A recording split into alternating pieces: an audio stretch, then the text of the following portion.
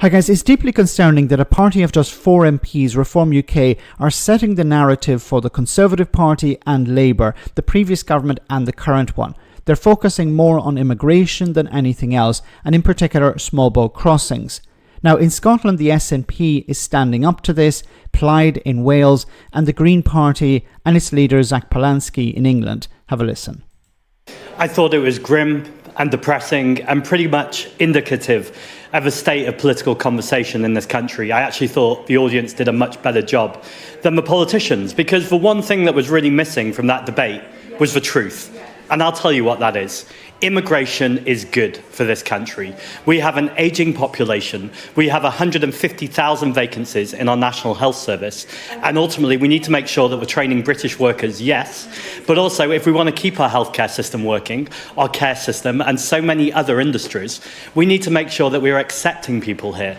The average migrant worker puts £78,000 on average a year into the system than they take out. Why can't a politician from another party just say that? Yeah, Mr. Polanski, I think it's fair to say that all political parties represented on stage tonight did agree that, migration could be good, and they did outline... Okay, but when Reform UK say that migration can be good, they will say, yeah, we want professionals, but they won't talk about all the other people that are necessary, for example, care workers, or people who are working in the NHS who are not professional doctors or nurses. So they will leave those people out. When it comes to the Labour Party, they're dancing to Nigel Farage's tune on immigration. The Prime Minister, number 10, is putting out videos where people are being arrested, people are being detained, people are being loaded onto vans. And the Conservatives, of course, are talking about leaving the European Convention on Human Rights.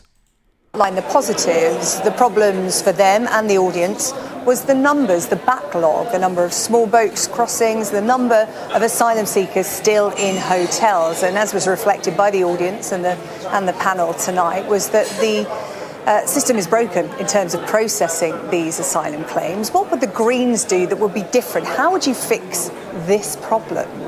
Well, if I'd been in the debate tonight, I would have been able to say that small boat crossings are just 5% of overall migration. They're important to get right because these are people often fleeing their lives, but 95% of the rest of migration rarely gets talked about. In that debate, was 5% of the conversation about small boats? No, it dominated the debate. The way to stop the small boats today is quite simple. It's to offer safe and legal routes, because actually this is a manufactured crisis. The only reason people are on small boats is because Conservative government in 2016, 2017, and now continued by a Labour government, decided to go for performative cruelty, to delay asylum processing claims. It's important to point out that most asylum-seeking claims, over 80%, actually get approved. Those people have a valid and legitimate reason to be here.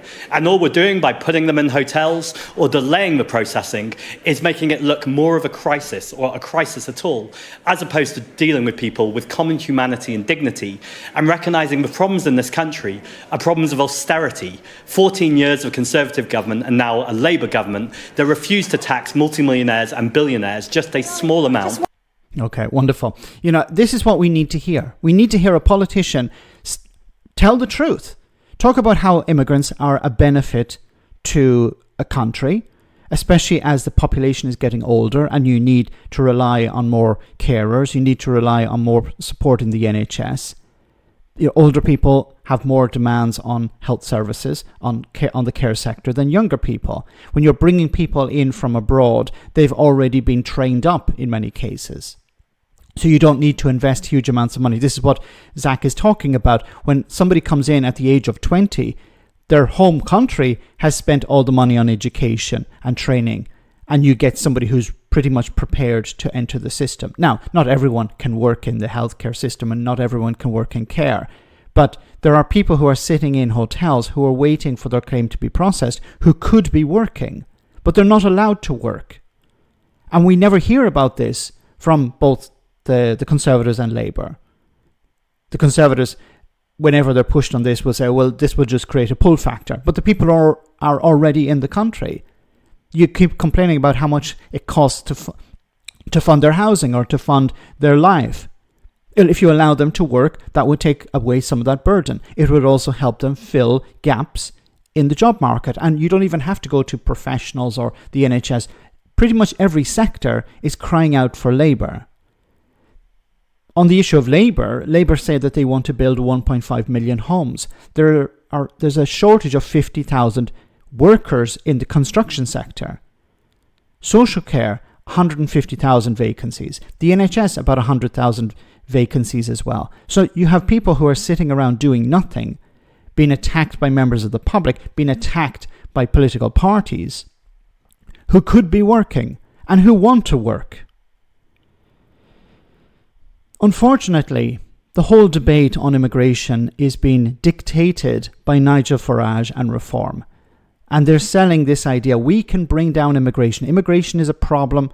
Are there issues regarding immigration? Of course there are. There are issues of integration. There are issues of the cost of all of this. There are the issues of people, whatever their cultures are, the positives and negatives coming to another country. People need to integrate. People need also to have that integration facilitated. And I've asked this question before. What has Nigel Farage or Robert Jenrick or Suella Braverman or any of the other Tories, what have they done to help facilitate integration? Nothing. So as I've said before, integration is a two-way street. People coming in need to integrate, but also the community should help people integrate. It benefits both sides. But you never hear this from the right-wing politicians. Immigration is dominating the debate, I think, because Nigel Farage has been able to influence the debate in such a way. But the issues like the cost of living crisis or the NHS are being put on the back burner, and this is a problem. Because if austerity, the cost of living, is not solved, is not dealt with, it's going to fuel the far right. It's going to fuel resentment. Let me know in the comment section, guys, what you think, and I'll see you in the next video.